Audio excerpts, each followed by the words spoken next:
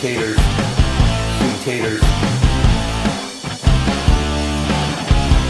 sweet taters, sweet taters. And now, it's time for the Sweet Potato Podcast featuring Matt and Theron. Wow. Welcome back, chat. We made it, chat. Welcome back. We made it. Can you believe it that it is the holiday season? It's the holiday season. And Santa Claus. Claus. We're gonna get claimed because it's too on point to the original artist. It's too good. We sound like Frank Sinatra. That's Frank? A lot of people sing it. I don't know who the first one was. You know the OG. I don't know the OG of the OC. Well, I know the OG of the OC. Oh, she got some drama recently. We're not going to cover it today. But she went on a podcast and then did a Zoom interview. And then when she was hanging up, she forgot to hang up and she started talking shit about the host. Oh, classic Vicki. Classic Vicki Gunvalson. Well, chat, it is the holiday season as it is December... what are we at today? December 8th? December 8th today. Can you believe it? That's crazy. We Yeah, started this in July. And this is our the penultimate episode of the season. Can you believe it? Penultimate episode of the first season of the Sweet Potato Podcast. It's crazy. It's freaking wild. But we have... It's been a wild ride, chat. So much to talk about today. So much to talk about in anticipation for the coming episode. We gotta do some house cleaning, as they say. We have to do some house cleaning and... Housekeeping, actually, I think is what they say. Housekeeping. Well, we gotta do some housekeeping. Should we just jump right into it, chat? Let's just jump right into it. Well, we have at top of the show so much to talk about, but we have one specific thing to talk about, which is Angela Murray from BB26 Cameo. Now, this is classic. Another part of the Cameo series. Let's just jump in. Merry Christmas to the Sweet Potato Podcast. Thank you guys so much for your kind words and for supporting me this season. Woo, what a season it was! So some of us supported Angela and some didn't. Right. So I recall, you and a certain person, Jilly, did not support it. Did not support Angela like I did. My take on Angela, I believe I called her a bitch and a mean girl and a bully. Which, do you still stand those opinions after watching the entirety of the season? I did not watch the entirety of the season. Well, I'm sorry, as the season is over now, I mean. I honestly don't even know what happened with her. I know she, yet again, bullied another character off the show. Who? She bullied Maga Mom off the show for touching her charcuterie board. No, Maga Mom ate her charcuterie. Yeah. I don't blame our girl. Since you're in a podcast and you kind of screen reality TV, you know that season 26 was the bomb. It was so good. Boom! Looking back now and watching some of the scenes, some of the footage from live feeds, I am literally floored. So much of what I thought was going on was... I will admit, though, that the paranoia drove this old gal freaking crazy. You just never know what you're going to feel like when you're there. You just don't. And you don't know the dynamics of each of the people that are in the house and what they bring to the table. Man, I was thrown for a loop. But that's why we love reality TV. Am I right? That's why we love this social aspect of it. For sure. She's yapping right now. It's just so juicy and so good. And I'm only sorry that we didn't get to see some more showmances on the show. I know, I live vicariously through it, but, Matt had to go. He just had to go. Crazy eyes. I thank you so much for being a fan, and it's a really different reality coming. The person she fought with week 1. The Filipino man. Was she gonna have a showmance with him? Out of the Big Brother house right now, and no. and just feeling this overwhelming overwhelming kind of love and support and just people reaching out and see me on the street and wanting to take a picture and then tell me that they hate me or they love me. It really is cool. I have a thick skin, so those that hate me, whatever. I'm going to do me, and I'm going to have a great life regardless. And I got to live a freaking dream come true and be on freaking Big Brother. So, yeah, I'm pretty damn happy and satisfied with that. As far as charcuterie goes, I've made a couple boards since I've been home. I posted it on social media, and yeah, it's a big part of my life. I love it. For my 50th birthday party 2 years ago in my backyard, it was a fun country-themed blue and white check. As you know, blue is my signature color. I put together with my daughter. Do we know that? Is that confirmed? I don't know. Jamie, can we pull that up? Jamie, can we check if blue is in fact her signature color? Charcuterie cups. They were fantastic. They went over very, very well. So yes, charcuterie is life. I love charcuterie, especially for special occasions. So I hope you guys have some charcuterie. And thank you again so much. I hope your Christmases are wonderful and you get to spend it with Are we planning on having charcuterie? I don't know. Should we have charcuterie? Just when? Just what are you talking about? Hey, whatever. And make those resolutions for New Year's and stick with them, because I am a prime example that if you choose to believe, you will receive. And if you put in the work, anything is possible. Mwah. Peace and love to you guys, and thank you so much. I appreciate you.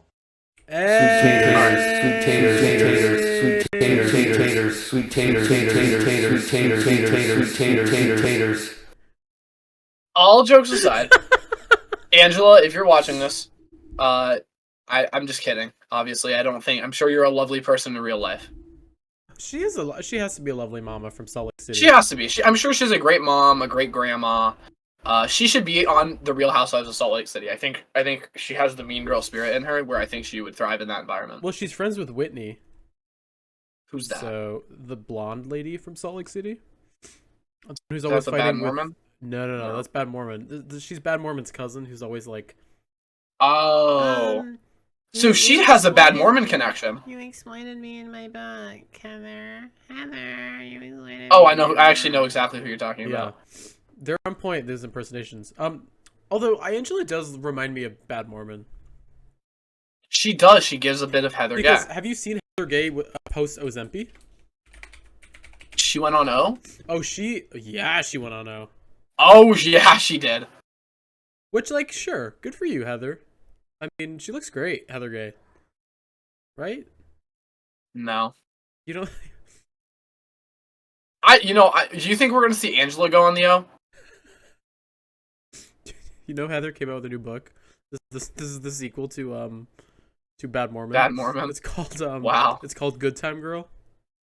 Wow, that's something else. I didn't expect it. It came out a few days ago. Really? A few days ago? A few days ago. I should buy it. That sounds like an early Christmas gift to me. That sounds like... You want me to get you the book? No. No, I don't. Please do not get me that book. Well, if you didn't get me anything yet, I might appreciate Good Time Girl by Heather Gay. That's all I'm saying. Do you even have Bad Mormon? I finished Bad Mormon. You read it? Oh, it sucks. Yeah, it's an awful book. You read the whole thing? Yeah, I did at the beach, yeah. Oh, wow. Yeah, it's not good. It was bad? It's not my face. Maybe this one will be better. Maybe. Yeah. Yeah. Hey, forget about it. Hey, Heather Gay on Ozempic. Hey, forget about it. Well, thank you, Angela Murry from Big Brother 26. Shout out Angela, friend of the pod, Angela. From one reality show to another, we are announcing on the Sweet Potato Podcast that after the success of the House of Villains coverage, we are moving on to our second show that we will be reviewing on the Sweet Potato Podcast. And that can we get killed on? Can we get some drum rolls? Sweet taters, sweet taters, sweet taters, sweet taters, sweet taters.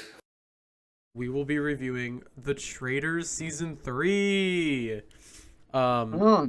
Yes, we will. I'm very excited for The Traitors Season 3.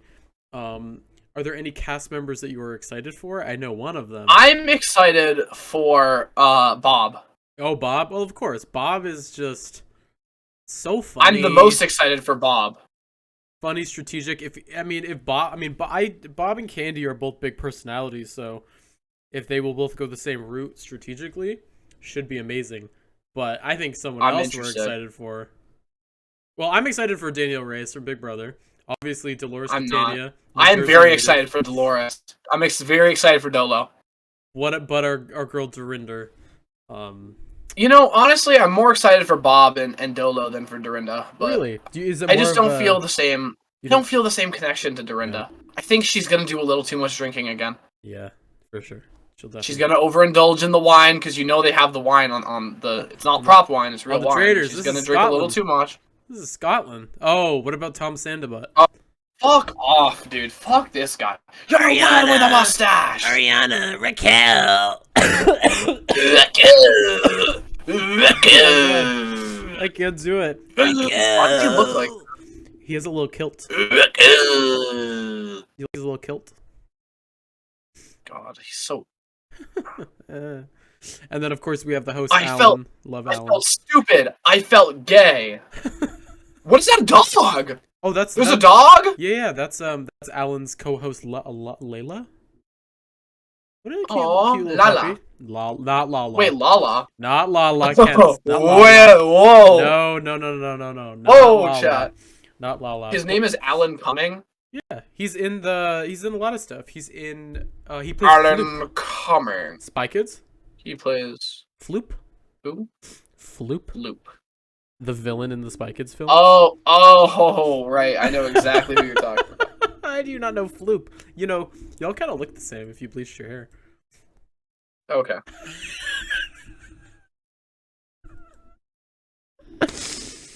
Well... I feel like I should get a Santa hat now. Should we do... I feel like we should save that for next episode. Save it? Yeah. Because I have some ugly sweaters. I have one, I just don't know where. I got some ugly sweaters. Oh yeah. I'll have to figure out which sweater to wear. Well, multiple. Well, different segments, different sweaters. Different sweaters. But probably I only have two. Oh so boy. He'll just see the same two just repeated. I have a ugly sweater. Well, you always throw a third one on. It says Tom's house is broken into and he confronted the burglar and then he had to go get eye surgery and then my son drove his car and flipped his car 3 times on the road. Yeah, I'm under a lot of stress. It says all that on the sweater. It does. That's pretty funny. It's really good. But yeah, excited for the Traitors. Cannot wait. But moving on. Kent not. Lala Kent not wait. Lala Kent not wait. That's good. Right? That was good. Because the dog. Lala Kent cannot wait. Lala, but also it's a double entendre. Lala Kent. Wait, hold on. Lala Kent, and then the dog is Lala Kilt. Oh, okay. I like that. Right? I like that for Halloween. Yeah.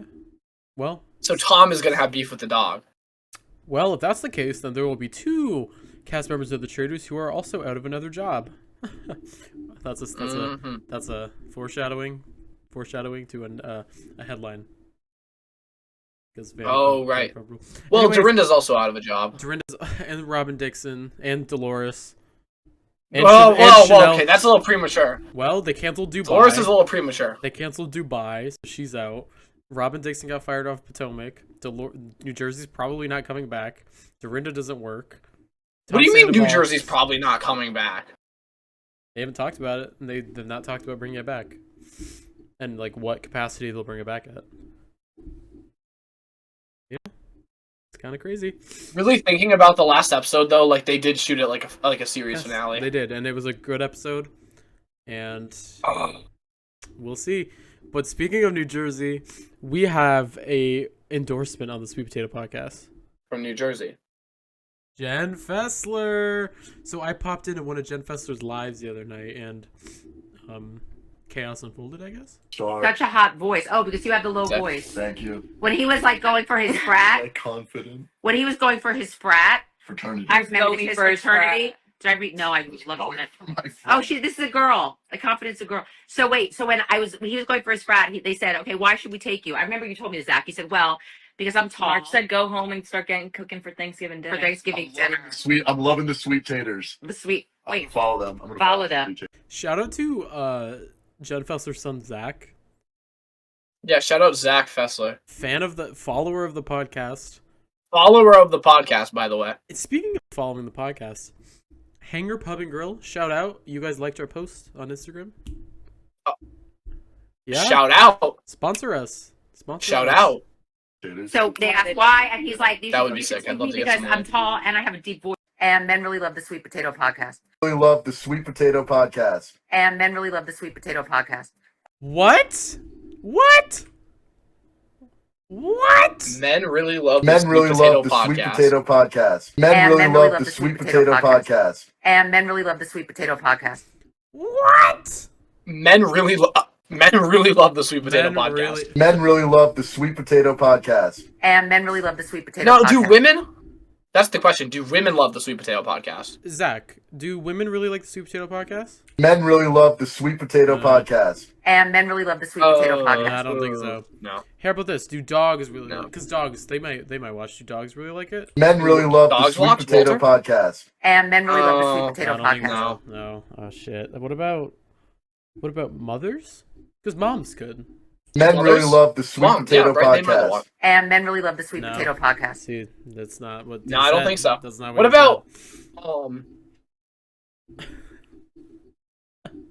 What about non-binary people? Jilly. Yeah, they do. They do watch.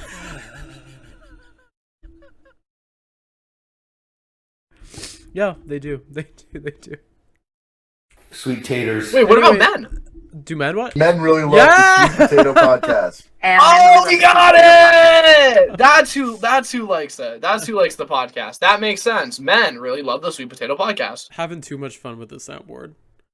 Well, let's move on to something pretty interesting, in my opinion. So, on Twitter, we've been live tweeting the new episodes of The Housewives, and it's caused quite a stir on the Sweet Potato Podcast Twitter, yes, it has. As I asked a simple question of why.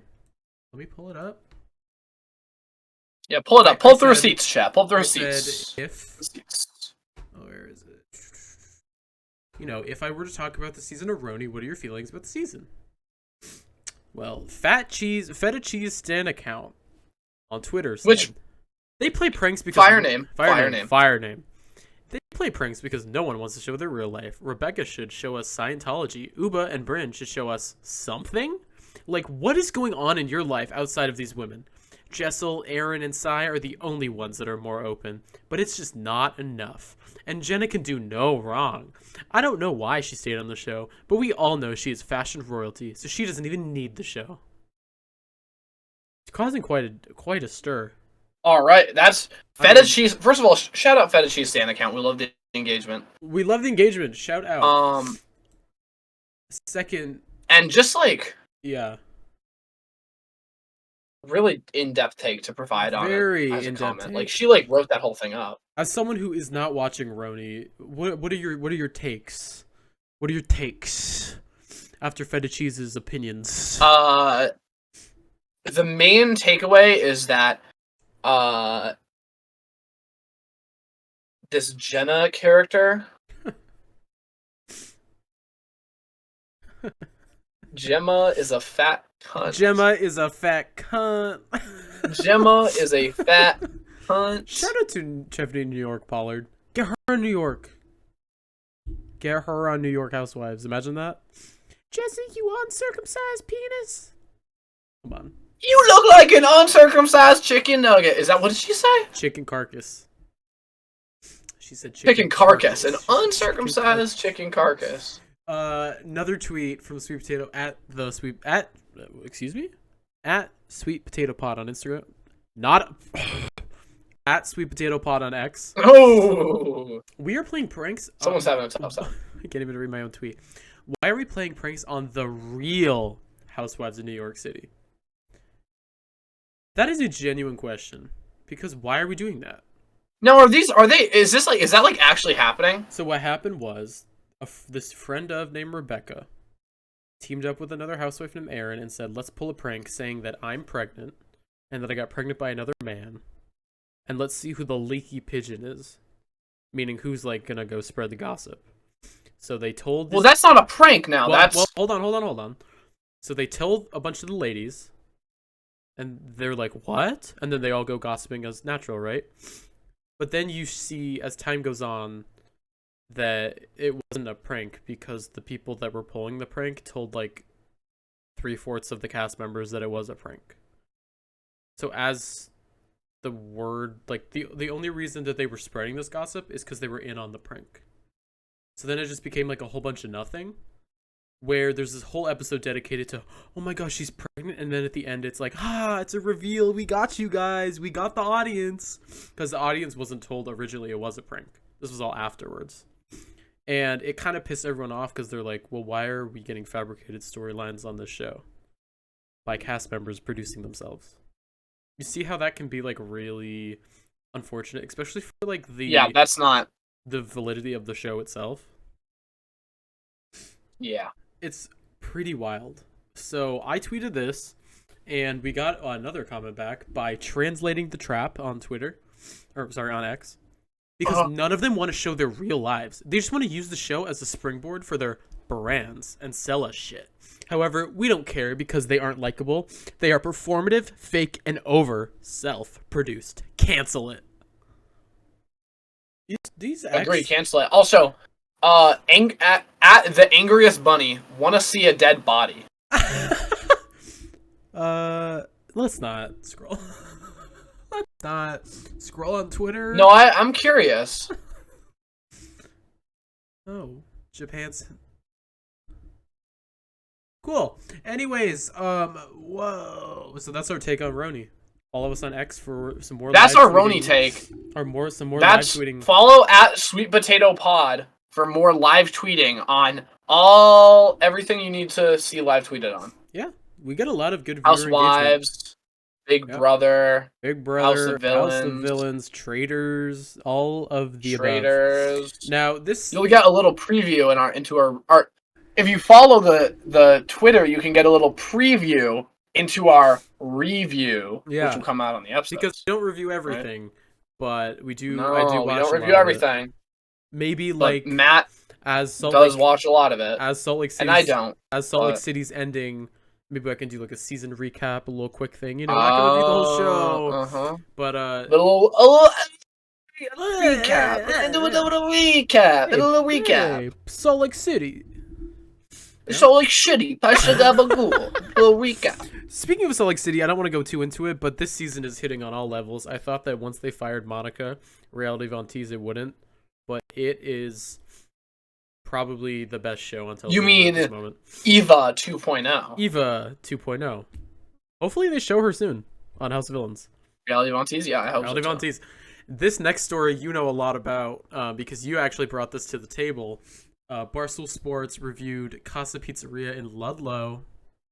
2 years ago, man. 2 years ago. 2 years ago. Now, you brought this up to my attention a few weeks ago.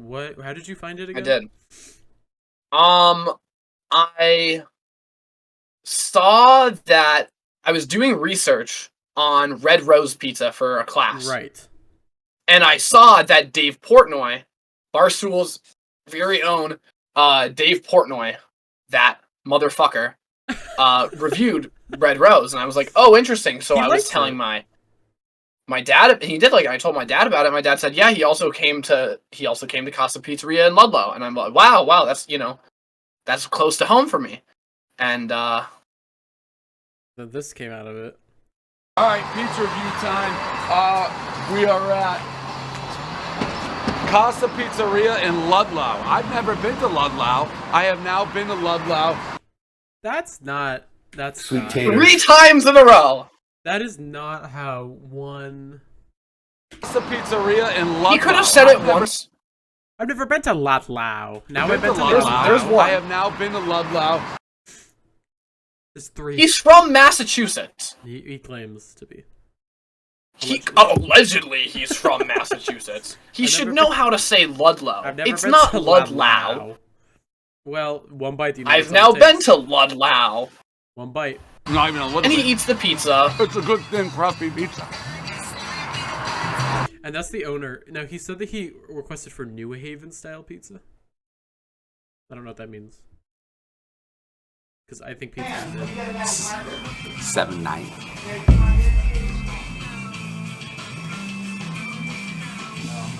I would love to get a picture of me and my... So that happened. Don't know what that means. If I ever saw Dave Portnoy's fat pizza-loving Massachusetts ass walking around my town... Casa Pizzeria in Ludlow. I've never been to Ludlow. I have now been to Ludlow. And I hope you never come back to Ludlow. Unless he wants to come on the pod. I don't even have a problem with Barstool. Actually, I think sometimes, I see their tweets and I'm like, oh, okay. That's informative. Usually about something I don't care about, like UFC. It's a UFC review channel. I don't want to start beef with the whole brand, okay? Oh my god. Yeah. But yeah. This guy really pisses me off. And it's solely for the fact that he says Ludlow wrong. Ludlow. Because why would it be Ludlow? I don't know. Well, I don't know what his problem. That doesn't make any sense. Ludlow. Well, that was Ludlow. Ludlow. Another thing at the top of the show, real quick. I went out to the movie theaters recently on Black Friday, and I saw the highly anticipated Wicked Part 1. And was that pussy green? It was purple, actually, in the books. In the book, it's purple. She gets into an engagement with a munchkin. What? There's what? Yes, and so apparently the book is really explicit. Oh. Book is really explicit. Overall, the movie is fantastic. The album, fantastic. The costumes, amazing. The cameo, amazing. The movie, great. I'd go watch it if I was you. I think it's definitely going to win Oscars. It's definitely Oscar bait. Ariana did really good. Cynthia Erivo did really good. Jeff Goldblum. That's awesome. I'm Jeff Goldblum. Pitter pat, pitter pat. Oh, the Wizard and I. That's my Jeff Goldblum. He was the wizard. He played pretty good. Michelle Yeoh. Right. Michelle Yeoh from Everything Everywhere All at Once. Amazing. Great job. Right. Great job. So I have a question. Yeah. Where in the timeline is this? Is this between Oz and the Wizard of Oz? Pre-Wizard of Oz. But post Oz. So here's the thing. So the Great Powerful is not canon. Great Oz the Great Powerful is not really canon. It's not canon. It's not canon. What? So Wicked's all about the Wicked Witch and her sister moved to this college called Shiz. They meet Glinda, and it's kind of this like it's called Shiz. Called Shiz. It's this back and forth relationship between them. They become friends. But the Wicked Witch is not wicked right now. Glinda is Ariana. Glinda's Ariana. The Wicked Witch is basically like segregated for her green skin, and everyone hates her. But Ariana becomes her friend. Now, Madame Morrible, Michelle Yeoh, is like the head wizard at Shiz, right? But she realizes that the Wicked Witch has all this power, so she has these private training sessions. But as school goes on, the Wicked Witch, Elphaba, notices that there's this weird thing with they're trying to displace the animals in Oz because animals used to run the land because animals can talk, right? So the one animal professor left at Shiz got fired, and she found a lion cub in a cage that was about to get experimented on and like killed, and that actually turns out to be the Cowardly Lion as time goes on, but he's just a little cub. But that kind of ends because this is Wicked Part 1. Elphaba, the Wicked Witch, gets a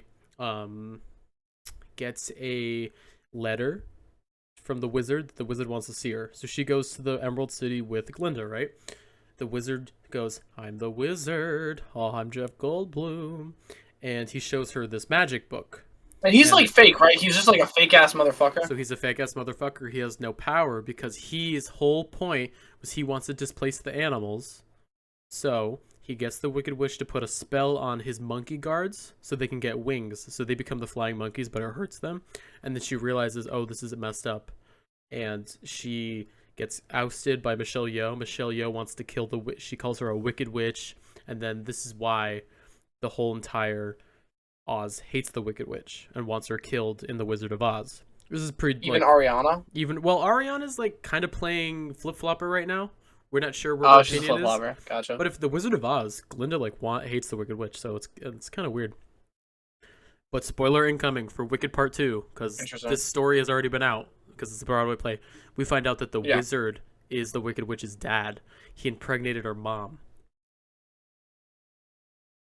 What the hell? So it's like even weirder and like more effed up that he wants her dead. So now it's like a sex fantasy. Well, because the wizard in the Wizard of Oz wants her dead. This whole thing is I want the Wicked Witch dead. Right, that's fucking weird. Fucked up, right? So, what I'm taking away from this is that the Grussy it's purple though. is actually a purplusy. Purplusy, yeah. And with that purplusy, with that yeah? No, this is actually now I actually don't know much about Wicked, but what I do know a lot about is Twisted, which is very good. And I definitely recommend you watch if you haven't. Okay. I don't know, what is that? Have you seen Twisted? No. It's like Wicked, but it's instead of with the Wicked Witch, it's with Jafar in Aladdin. Okay. Is it some weird fan fiction? No, it's not. It's a really good musical. It's very, very good. I actually highly recommend it. Go check it out if you're interested in that. It's on YouTube. It's very funny. It's on YouTube. Yeah, that definitely recommend that. And also watch Wicked the movie. Watch Wicked the movie because apparently it's pretty good. It's pretty good. And Ariana, classic Ariana. Classic Ariana. I saw there was a little drama online though. Which one? Because the Weeknd, he posted on his Instagram story a picture, the movie poster, and said congrats at Ariana. That was amazing because he left out Cynthia and they got pressed. Yeah. Yeah, because like he's not really friends with her. But I saw some things that were saying like, this is BS. He should be shouting both of them out. Oh my god, these fucking Wicked fans, they're like, I don't want to talk about. And then I'm pretty sure he tweeted, is it green though? I'm pretty sure. No, I'm just kidding. Well, with that, let's take a short break and we will be right back. That was a big argument. It made my feet start hurting. Women. I think I'm okay with Heather now. I mean, I could keep going, but I'm not. I'm gonna let it go.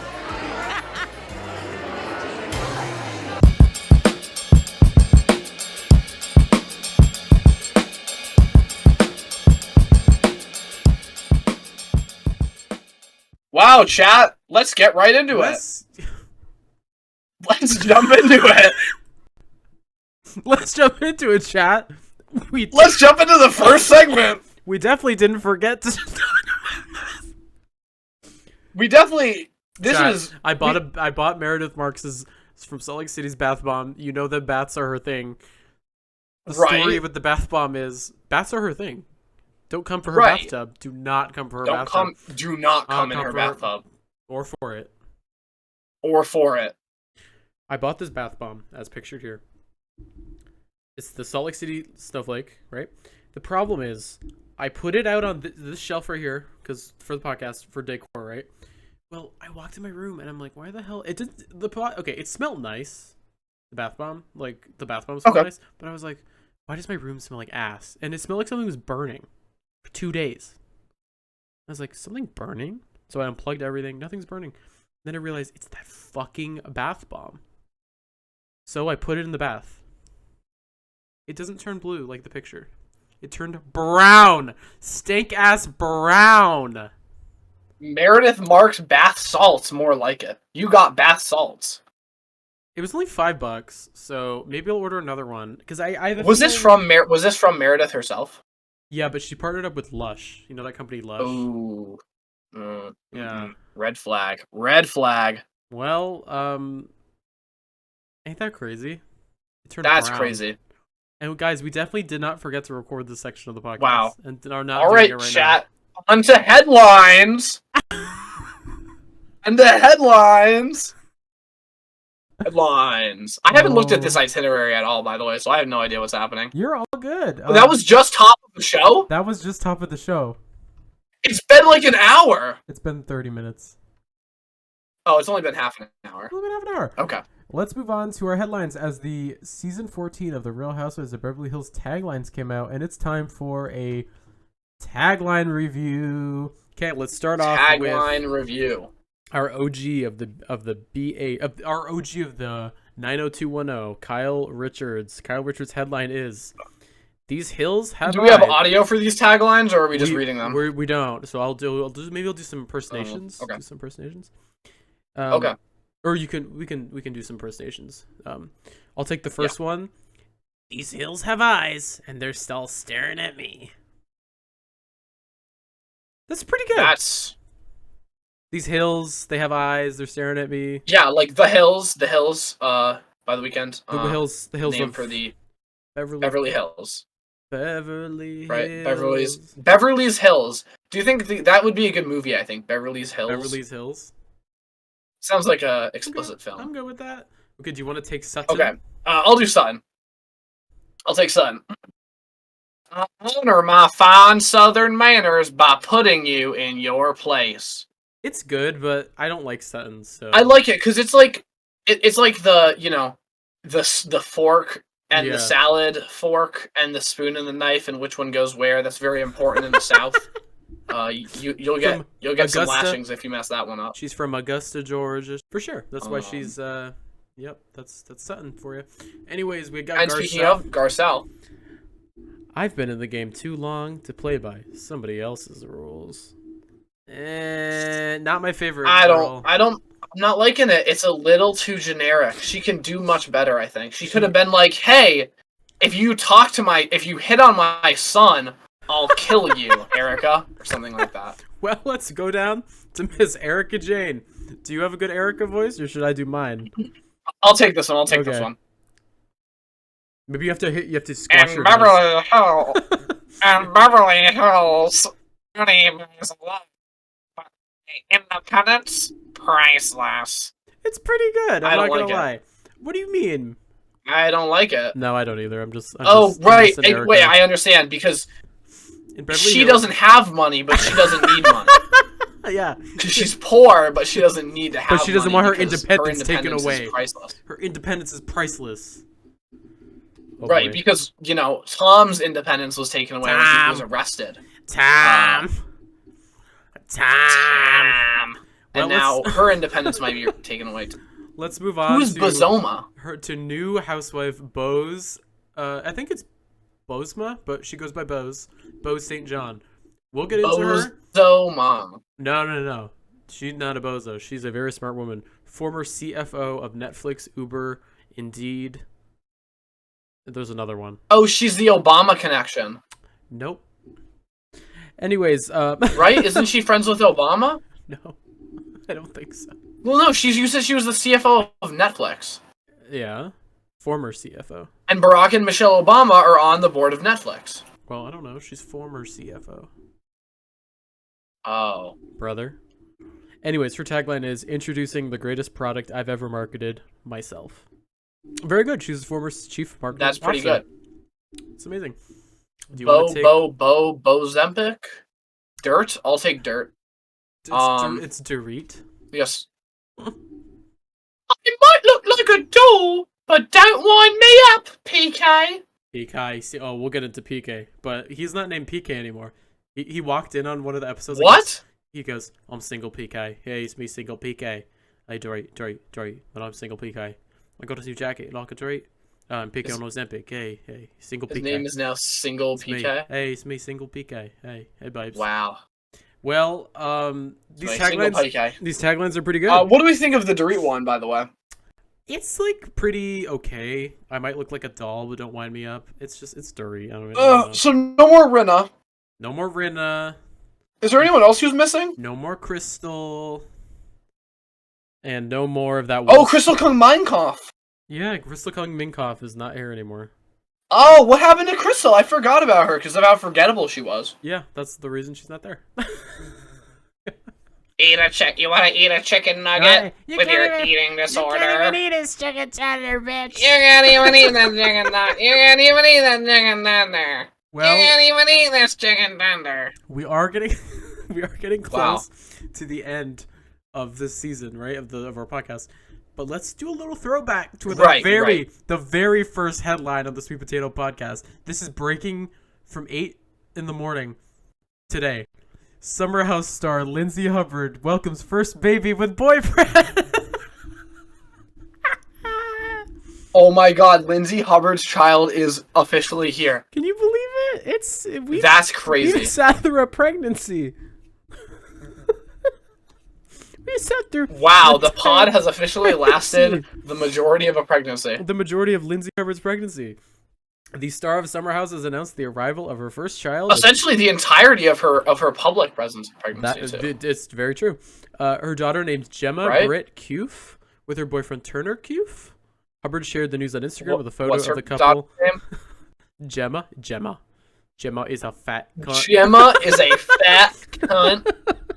My name's Gemma. She initially revealed her pregnancy in July, which is around the first time of our first episode, and she will be on the new season of Summer House, and I'm sure we will learn more about her pregnancy. Shouts out to Lindsay Hubbard. Wow, that's crazy. What a throwback. She really got the podcast off the ground. She really did. That 100 is our second most viewed podcast. Or first. Our third most viewed podcast is the Hot Ones that we just did. Is at 100. Wow, really? That's impressive. Can you believe it? Well, first time I ever watched one of the episodes. Probably last. Anyways, a very sad headline coming up that I think we're going to need a moment of silence. These people, these great men and women that have served this country, served as in SUR for the restaurant Sir. Vanderpump Rules scraps entire cast for season 12, replacing new group of close-knit servers. Not gonna lie, I'm not shocked by this at all, and I'm really okay with it. If you can't film with a group of people, it's not gonna be a show. Hence New Jersey. Hence New Jersey, and hence New York. Well, New York, actually, I can't blame that. I blame everyone else for that. That was different. That was different. That was very different. Yeah. This is, I think this is a good route to go. Can you believe that we almost would have had? Can you believe that we almost would have had another, like, the OG New York if it wasn't for Jen, what's her name? The thirsty bitch? Oh, Jill Zarin. Jilly. Yeah. Jill Zarin. Oh. She's solely the reason why there is... Oh! She's the sole reason why we don't have any... Why they're all out of a job. Jill Zarin broke the Sweet Potato podcast. That is... Yeah, isn't that crazy? She might be hacking. That's crazy. Well, but yeah, this is sad. Very sad. Well, we will see what the future of the. We should have known it was going to happen, though. We should have known it would have happened. And wait, hold on. Yeah, let's do a serenade. Let's do a serenade. Just raise your glasses high. This one's for you tonight. Fill your cup. Raise it up, let it go high. Is that sad? Fill your cup. It is actually kind of sad. Yeah, I won't even lie. Well, it's very sad. Let's move on, chat, to a new segment that I'm super excited for because I've prepared because I took notes in this little book. Oh yes, I'm excited for this too. Because this is how you're gonna follow this little thing known as the Real Housewives of Beverly Hills. So we're gonna do a new segment. Let's have someone play us in. Do you want me to it's time for the Sweet Potato Podcast 3-minute recap of the latest episodes of Beverly Hills, and I'm your host, Erica Jane. Would you like what? I was gonna say, would you like me to time it and just hold it up to the camera? Oh, well, we have a timer here because you need to listen. You need to listen to this recap. So I do need to listen. We have 3 minutes on the clock. I have to get through 3 episodes of season 14. You ready? Okay. Let's go. Okay, episode 1, titled Grace Time is Over. We start with Sutton. She's back with the new friend of Housewives, Jennifer Tilly from Chucky. You know, the bride of Chucky. Okay. She is the new friend of. We have Doree and Erica. They go to the furniture store. Doree tells Erica that her and PK have decided to separate because of his alcoholism, as he's single PK. Kyle and Doree are mad at each other because of an Amazon Live that Kyle said that they were never friends. They only went on one trip together. Garcelle, barely in the show anymore. She's filming a new movie. It's her sequel to her movie Black Girl Missing. Mo, Kyle's ex-husband, has moved out of the house. This is the first time where it is just Kyle Richards and her daughter Portia. Sutton's threw a surrealism party after Salvador Dali, where we meet Bose, this former of Netflix and Endeavor and Uber. Kyle was very pressed because someone asked her if she was a lesbian, and then Kyle versus Dorit, an intense fight that only brought us into this next episode, which is titled A Sobering Suspicion. As Kyle and Dorit fight extended, there was no end to that in sight. Bose had her badass workshop where she helps women work.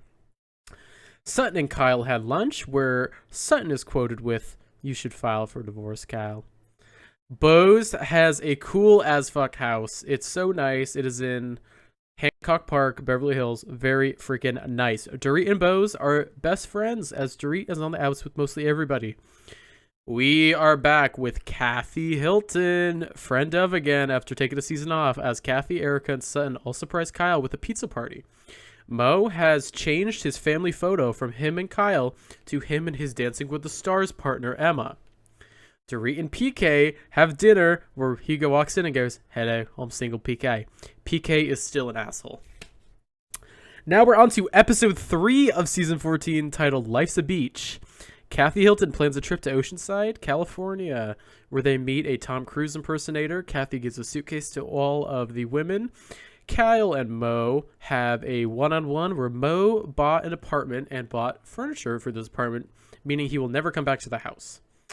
Jennifer Tilly has $32,000 handbag because she was married and divorced to the Simpsons creator and inherited all of the money after his death. Garcelle fucked Eddie Murphy in the past. Dorit and Bose had a one-on-one at a table. Garcelle gets pressed because she's not included in this one-on-one. They all go to dinner. Kyle versus Dorit, round 2. A quote that I wrote down is, "It's time for you to listen, Kyle." And Kyle said, "God made you with 2 ears for you to listen." And that is Beverly Hills season 14, episodes 1 through 3. Whoa, in those 3 minutes, that went really well. Wow. So okay. So who is Jennifer Tilly again? Let's pull up some. Is she a friend of? She's a friend of, but she has been on the show before. She's in the Chucky movies. Right. Who is she married to? So she was married to Simpsons creator, not Matt Groening, the other one. She has all of Simpsons money, though. And he died. And they got the. You know who she looks like? Who?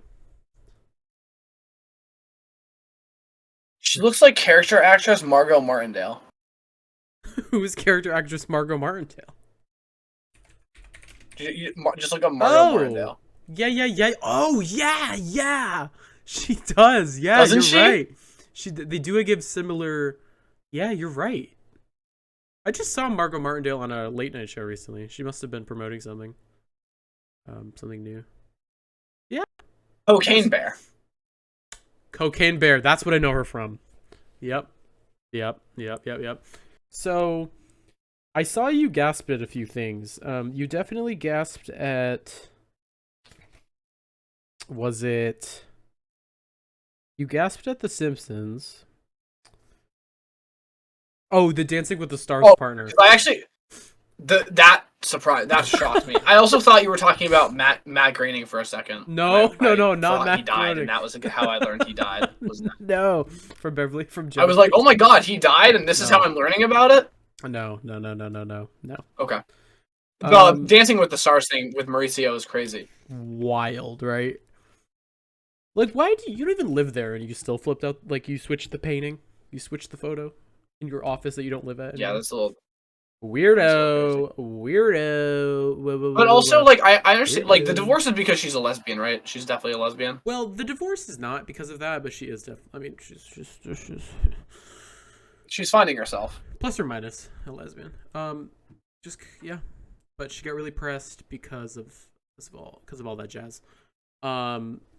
Which is, that's for her to tell us all about, I guess. And now. But yeah, so great segment. Now, do you want to introduce the next segment? Yeah. Now it's time for House of Villains recap. Featuring Matt and Theron. Couch potato segment. Oh yeah, this is technically the couch potato segment. I always forget about that. It's the big chahunga. Well, the big chungus. Let's just jump into it. So let's just jump into it. Let's just jump into it. Well, after losing several allies, including Camilla, Candy vowed to retaliate against Wes and his dominant control over the house. She questioned the loyalty of others. What is this Chat GPT asked? No. You're reading. No. This is a... Shut up. Suspected Did you write this? After Camilla's elimination, the vote ended 4-2. So, do you think that Candy's bold approach will backfire in her face? I guess we kind of saw that it did, but I feel like Candy's approach to the game got flustered because of someone else's dumbassery. But I do agree that it is in part Candy's fault because Candy is playing this game too strong. Candy is like very, I mean, as they mentioned in the when talking to New York, right? She's very individualistic and a strong player, and he doesn't take shit from anyone. Yeah. And I think the issue with that is that they put such a big target on their back. Like, he really is she's almost an unbeatable player. Yeah. No, I agree. Well, that then goes into the Battle Royale challenge, which was titled Blood on Your Hands. Such a fun challenge where they had to... One villain took... I forgot about that. That was fun. Yeah, the plasma and blood, and then they could put it on the Lazy Susan. It's cum. They could put it on the Lazy Susan and... Sweet taters. And, time... they were wearing hazmat suits, and it was like a full strategy base. Will they put the plasma in front of me so I move it, get the blood? Right. And then Candy does win this challenge. Do you think that her win was skill-based, or do you think that luck played a bigger role? It's one of those things. It's kind of like, gambling, where it's really only like 10% skill-based, and the rest of it is I think luck-based. Very true. But there's definitely some skill involved in getting in your opponent's head. Definitely. Okay, let's move on to Wes's fucking dumbass bullshit that he did, okay? Wes created a fake immunity pass, and he wrote a handwritten note. Yeah, that pissed me the fuck off. Bullshit. This is level 1 bullshit. Bullshit. I understand it's called House of Villains. Bullshit. You're supposed to play dirty, but I genuinely think that this is like... I don't know if it's cheating. Yeah. But it's just not, like, my cup of tea. I think, my current theory is that I think Wes is a male stripper. Because of the bear?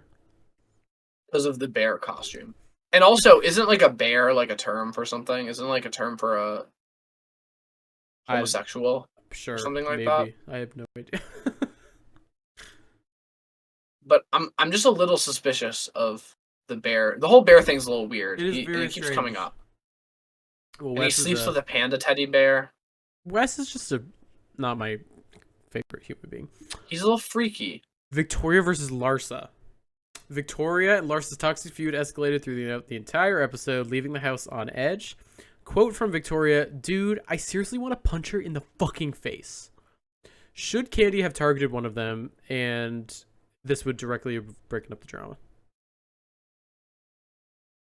I don't think the drama was toxic enough to have been broken up.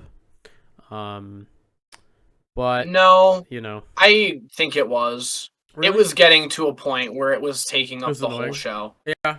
Okay.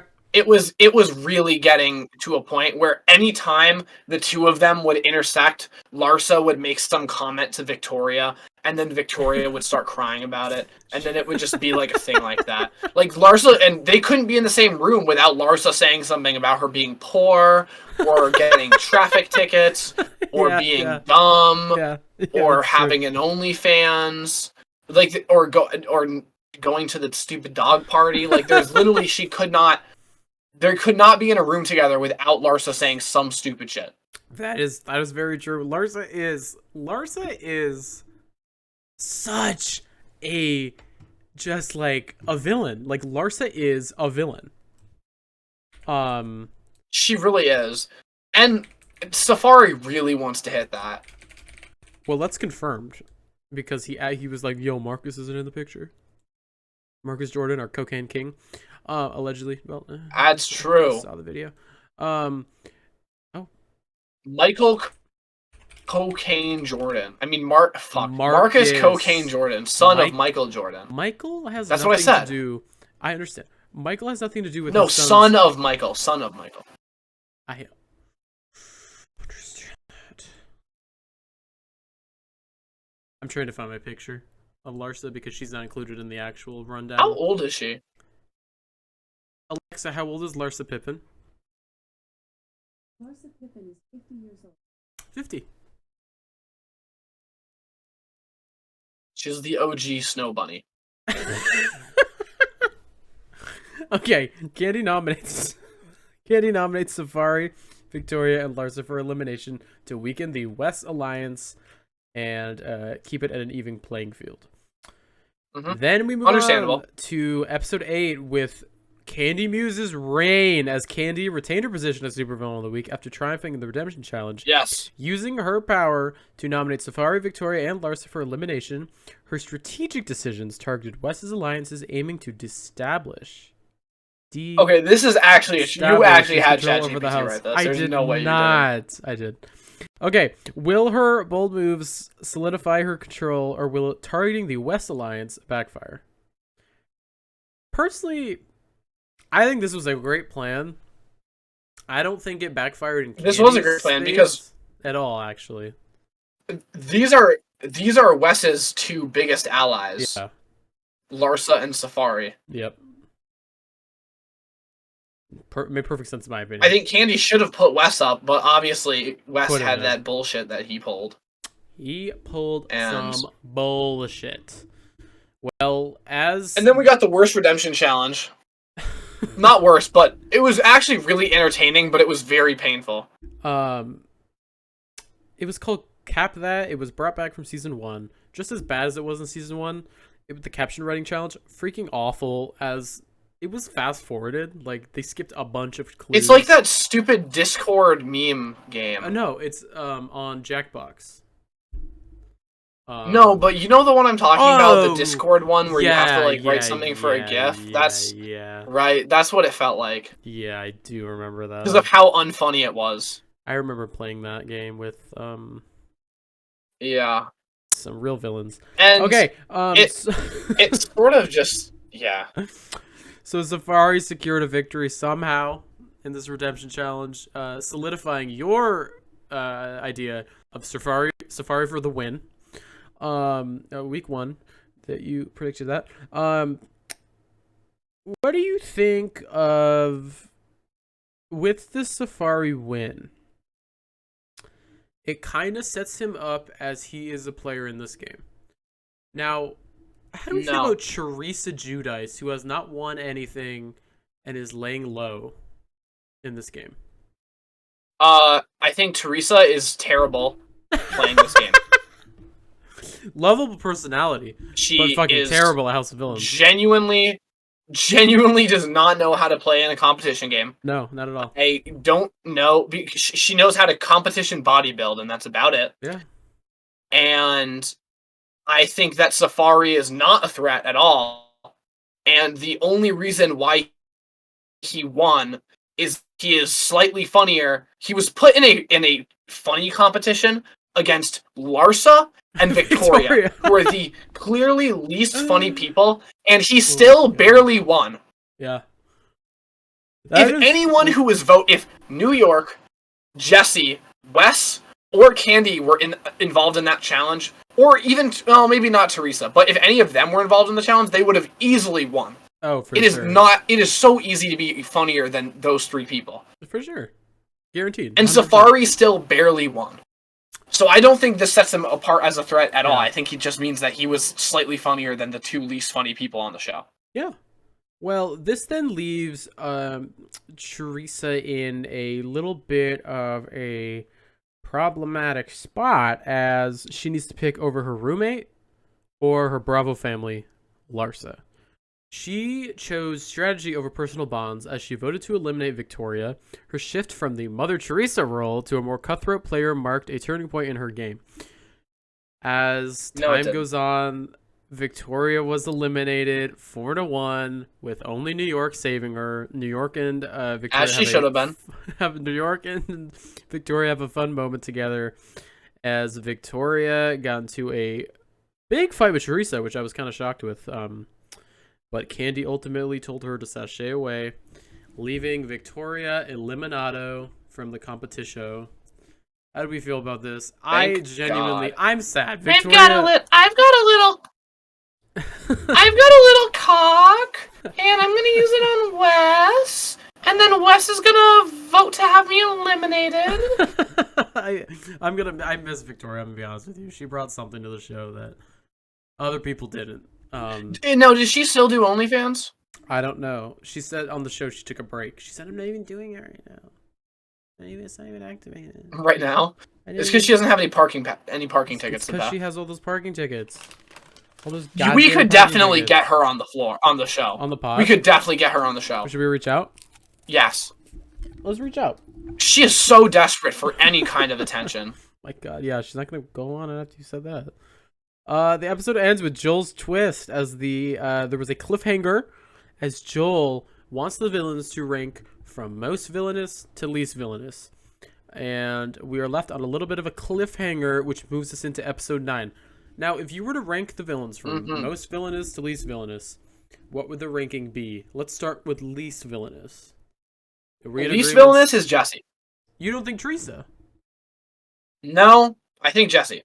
I kind of agree. Because, in my opinion, Jesse has not, up to this point in the show, done literally anything villainous. And Teresa has backstabbed Victoria. Yeah. Yeah. You're right. I would think then it should be Safari. Then Teresa. Then Candy. New York. Then Wes. Wes is for sure the most villainous in the show. I would say Jesse, then Teresa. Okay. Then Safari. Okay. Because Safari he kind of just seems like a dickhead. Yeah. A little bit. And like generally unpleasant to be around. Like he seems like an asshole. He is. And right, then I would say then I would say Candy.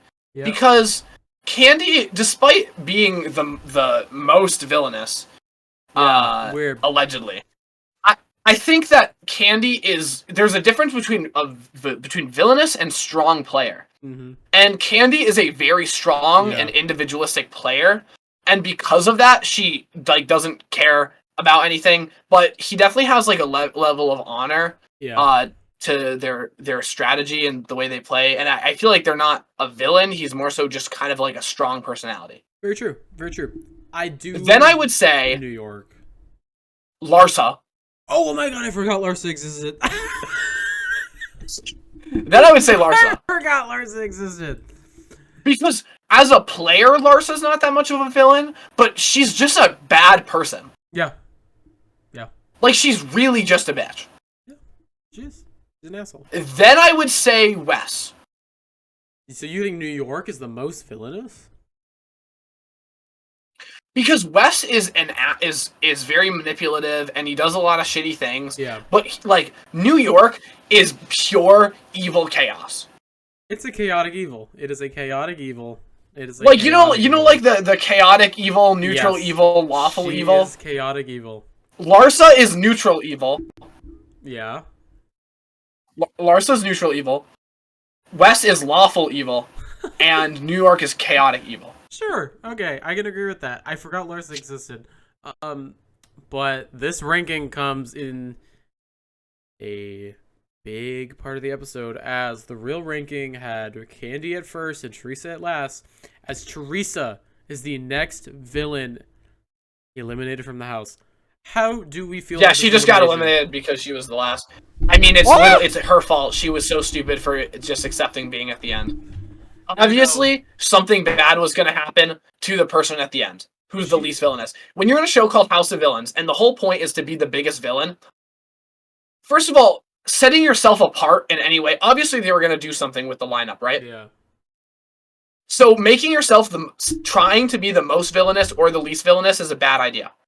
Mm-hmm. So Jesse and Wes played their cards right by trying to get into the middle. Yeah. There is also definitely, because again, it's the House of Villains, you don't want to be the least villainous person on the House of Villains. Exactly, yeah. And so I would have done whatever, I would have done what Jesse did and done anything in my ability to get away from the least villainous spot. Yeah. Well, and Teresa just accepted it. She did, and because she was playing Mother Teresa. Well, right. Even though she already said we said Mother Teresa was dead because she did backstab. Mother Teresa was dead. Mother Teresa did die. Jesse gets a lot of hate for this, as New York wants him to go home. Which also doesn't make sense because New York has been on Teresa's dick about everything and literally hates Teresa. Yeah. And then suddenly Jesse, all he does is say, I don't want to be at the end, and go, and I don't want to be at the end. And he gets away from the end, and then somehow Teresa going home becomes Jesse's fault. And now New York is mad at Jesse for Teresa going home. It was so wild. Which makes no sense. It was so wild. They, after fighting, they go to their next challenge, where they had the bomb challenge. The F-bomb challenge. They had to fling their F-bombs into like a area where the pyrotechnics exploded them. They had 25 F-bombs. But then midway through, they have FU bombs where they can sabotage and add more bombs to the other villains. And everyone teamed up on Wes. Everyone teamed up on Wes. And then Jesse won. Jesse won because it was the person who have all their bombs gone. Jesse won. New York cannot use a slingshot. Larson was doing really well though. She was. Andy was like about to vom everywhere. Candy, yeah. Safari just gave up.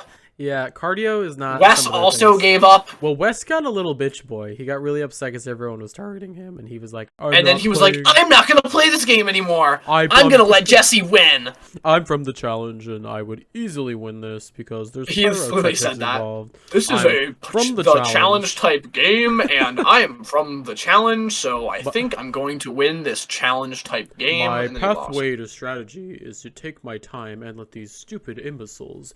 I'm going to leave them in my dust. And then I'm going to set up a fake predator catcher's situation for EDP 445, where he's going to try to come get a cupcake. Yeah, he looks exactly like him. Like, hold on. Wes looks a lot like Predator Poachers. What was his real name? Chet Goldstein? Alex Goldstein? Who's Chet? No. Chet Goldstein was the name of his channel. His channel, because it's a joke at Jewish people. Like, can we open this picture up and compare it to Wes? To be fair, Wes has never done anything bad. This is a comparison based off of looks. Ooh boy. That's right? Right? That's a ring dinger. He looks just like him. Let's make remember when this whole thing happened. I just remember going to his channel and seeing calling Black Lives Matter hotline and saying the N-word prank. There was an uncanny resemblance. This is like Predator Poachers after and before Ozempic. I'm on the challenge. I'm gonna win. My name is Wes Bergman. Is that his name? My name is Wes Bergman. I think so. Wes B. Oh, so he might be Jewish. So him and Predator Poachers would not get along. Would not get along. Well, the episode goes on. Jesse wants to nominate himself. he has a horrible plan to nominate himself and Wes. And then he tells New York, because no, that makes sense, right? Everyone wants Wes gone. Obviously, Larsa won't, but Safari and Candy will probably vote for Wes. Mm-hmm. And then Jesse just needs New York to know that New York will vote for Wes, and then New York. Now, what New York should have done is not confronted Jesse about this. Right. Because then Jesse would have gone through with the plan, and then they could have worked to get Jesse out. But instead, New York spills the beans to Wes. Spills the beans. And then Jesse throws his plan away. Thank God, because that was a terrible plan. The whole fake immunity thing comes up because Joel tells all of them that immunities are no more. There's going to be 2 nominations and no redemption. Mm-hmm. To speed up the game a little bit. West confesses about the immunity and says he got it from Bobby Lights to Safari and Jesse. And then Safari calls Bobby Lights, and so now Safari and Jesse both know that Wes is just full of bullshit and has been trying to play everyone. Yeah, they know he's a bullshitter. With that, Jesse still puts up Candy and New York. And you know what? I actually understand why. Okay. Because so there's a couple perspectives. Obviously, if you look at the strong competitors, Larsa and Safari are not strong competitors. No. The 4 strong competitors right now are Jesse, Candy, Wes, and New York. Mm-hmm. And New York isn't even really a strong competitor. She's just like insane. She's a personality. Yeah. She's a personality. So she's dangerous in that she could get someone to like eliminate you, but when it comes down to like what's going to happen at the end, like I don't think she has the power. Yeah. Jesse is in a position where he's going to put up New York because of the shit she pulled with spilling the beans. So that's already confirmed. He knows he's putting up New York. So he can choose Candy or Wes to put up. Mm-hmm. Him and Candy are friends and have an alliance. Yep. Now, there is a good chance that if everything happens with the final 2 thing from like that stuff, that Candy would take Jesse or Jesse would take Candy. But there's a good chance that wouldn't happen also. It also might not happen. Well, because then we find out because they're both strong competitors. Jesse and Wes sweared on his daughter that he would take Jesse to the final 2. Where Jesse never said that. He just agreed with him that this was a deal. As we see in next episode preview, that's going to come up in conversation. But I do think that putting up Candy might have been the right choice. Because honestly, Candy is a really strong competitor. Oh, definitely for Jesse. In terms of personality, in terms of ability, maybe not the most physically fit person. Because, they were dying during the bomb challenge, but definitely a strong competitor and, like, probably the biggest threat. Because at the end of the day, Jesse and Safari know that Wes is full of bullshit. Yeah.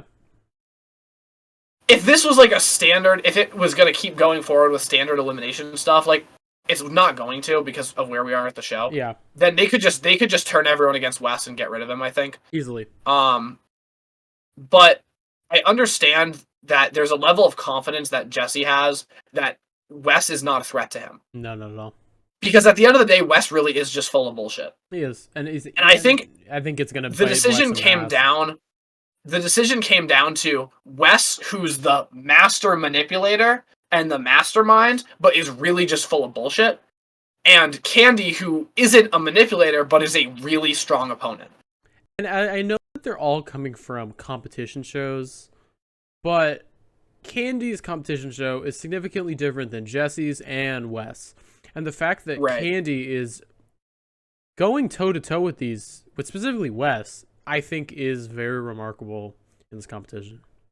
I mean, no one was denying that Candy is the biggest threat right now. Exactly. And I think even though Wes said that because he was lying because he thinks he's the biggest threat, he's not. Yeah. Everyone knows he's not. He's no threat. Even Safari thinks that he's not a threat. Yeah.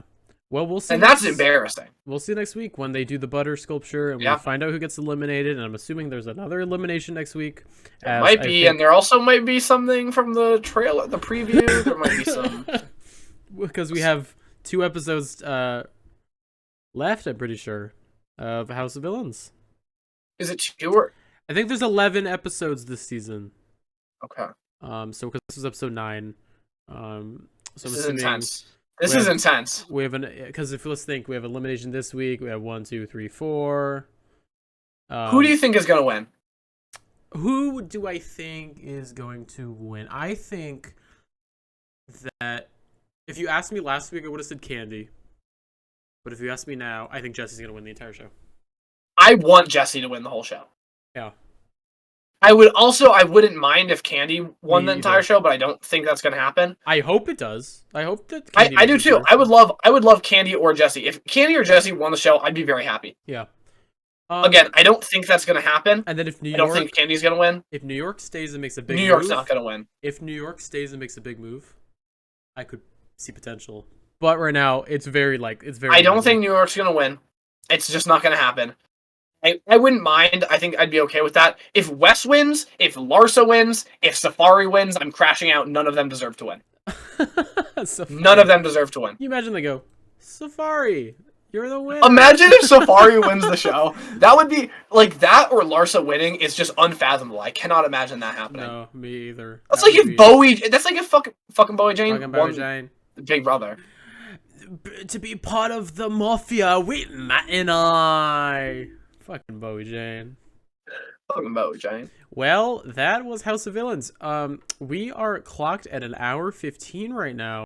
Do we want to talk about something a little extra special that you brought to the plate? I think we should talk about something a little extra special. So, can you explain to the chat can you explain to the Sweet Taters what we're talking about right now? Okay. So, actually, hold on. This is not the one. This one you have pulled up right now. You might have to... Pull up the link. I sent you the link. You sent me the link? You did send me the link. On Discord. I sent you the link on Discord. Oh my god, I have to cut this part because it showed my Discord, but... That's the link. That's crazy. Yep. That GIF. Yep. Okay. So... Okay, here's the link.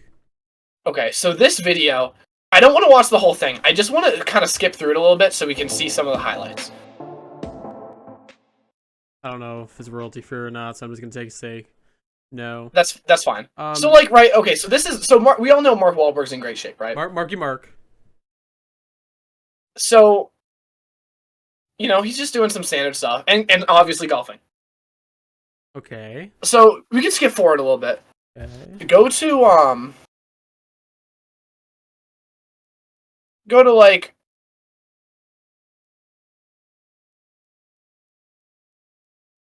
We can go into maybe like 5 minutes in. Okay.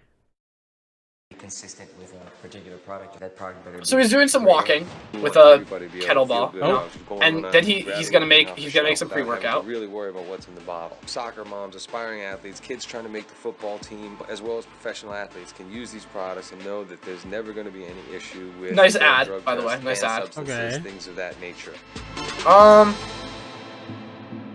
In a camp like okay. this, it is nice cut. Nutrition. I mean, nice hard cut.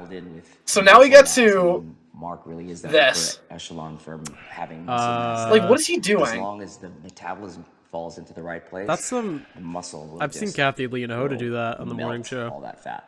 So that's really, not doing what the freak is going on. Making sure that all the nutrition and just use like the little 5-second forward, avoiding any of the a little bit, and just like the puzzle is give it a couple taps and like the body to have the nutrition. So like now what is he doing?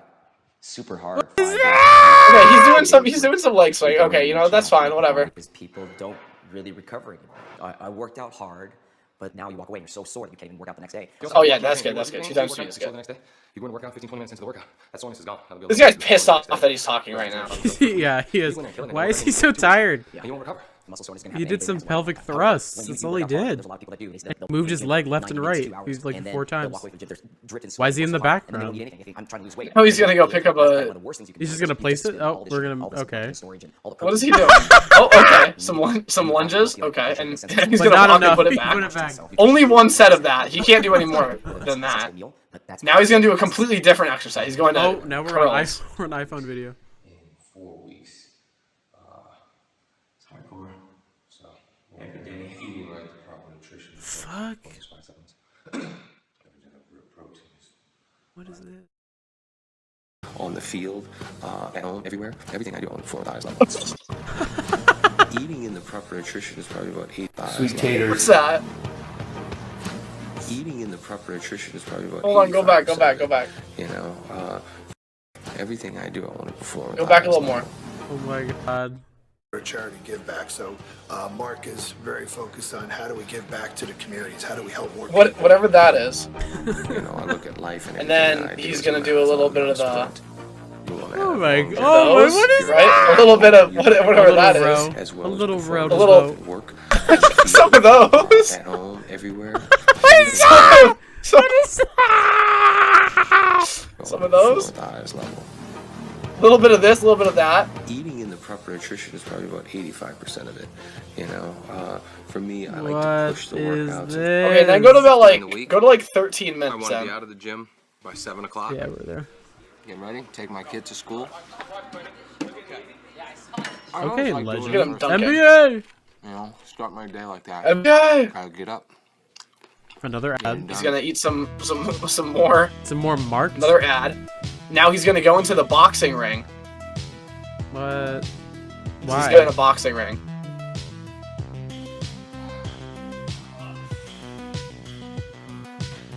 Okay, we got some classic exercises. A little bit of rope action, right? A little bit of classic. What is that? More of this. I don't understand the full body lunge stretch. Oh my god, that's some not more. What is that? What do you call that? With like the sickle in the field, and a little more of it. More of the beginning of Frozen. No, that's him getting his golf, and then more of this. The floating push-up with the foot bands. Am I watching? And then squatting with like a single dumbbell. What is that? And then some of this, that's right? Not real. What is this SNL sketch you made me watch? Like, what the freak? You know what it reminds me of? You know her Marjorie Taylor Greene's workout? Where she's like...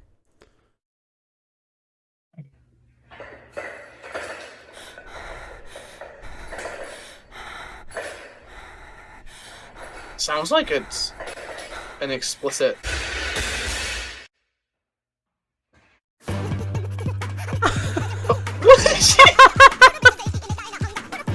I know obviously the video's edited a bit, but like that is...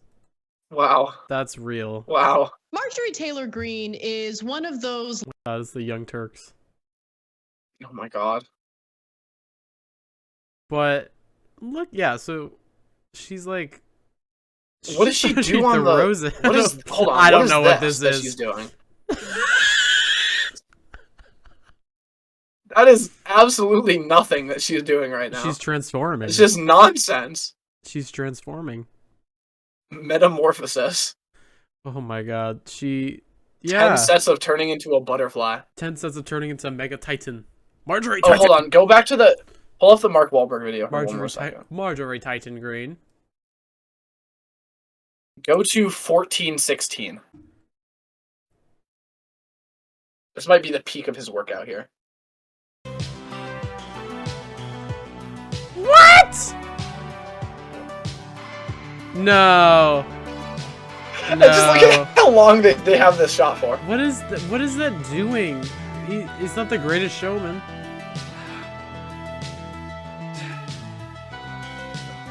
What the fuck is this?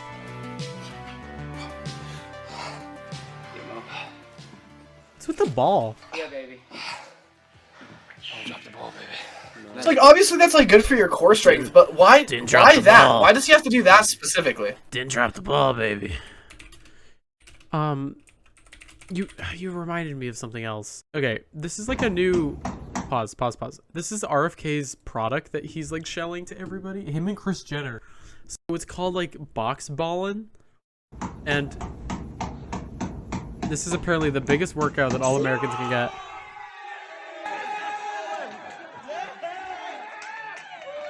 This is box ball and the ideal stock. What? Where is he? When I'm on the run, I try to use it as often as I can because it keeps up my hand-eye coordination and it gives me a workout. That's giving him a workout.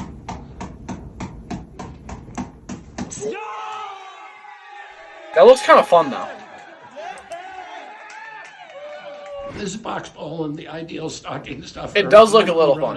It's the ideal stocking stuffer. When I'm on the road, it makes me feel like I'm not gonna die in the next year. Poor guy. Sweet taters. And with that, we have reached an hour and 25 minutes of the Sweet Potato Podcast penultimate episode. What a great episode, chat! What a great episode! Another great episode with so much content. Another great episode. Great episode down here. If you, if you love us so much, like and subscribe to the podcast. Put those views up for the new year. We have a banger of a Christmas special coming out around... Banger! Absolute banger, chat! Banger! Right before Christmas. It should come out for the holidays. And then we'll be taking a little break. And we will be back in the new year with Will we be taking a little break? Probably. As a little break, as we're not going to do one until the new year. But... Right. We will see everyone in 2025 after that. Well, we still have one more episode. Why am I signing off so far? But we will... I'm so excited for more... I'm so excited. I'm so excited for excited. The more to come. So excited. The more to come. For more to come. In this, more to come. In this amazing show we've created. Anyways, is there anything we have to sign off? I think we just gotta jump right into it. And should I say jump right out of it? Let's just say I hope you're not a lady of the 80s. From the 80s. Oh, it's coming! If you watched episode 3, you'd freaking know when we... She's certain! She's certain. She's certain! What's wrong, darling? Did anyone watch episode 3? What's wrong, darling? What's wrong, darling? Yeah, you know what? Episode 3 was our most watched on Spotify Wrapped. What does that mean, darling? It was our second least watched on YouTube, so... I think that says something about the demographic shift. Spotify to YouTube. Anyways, let's leave you out with the men. Men really love the Sweet Potato Podcast. And men really love the Sweet Potato Podcast. Hold on. Who loves this? Is it Men really love the Sweet Potato Podcast. And men really love the Sweet Potato Podcast. Oh my god! It's men! I skipped a segment. We never talked about Meredith Marks' bath bomb.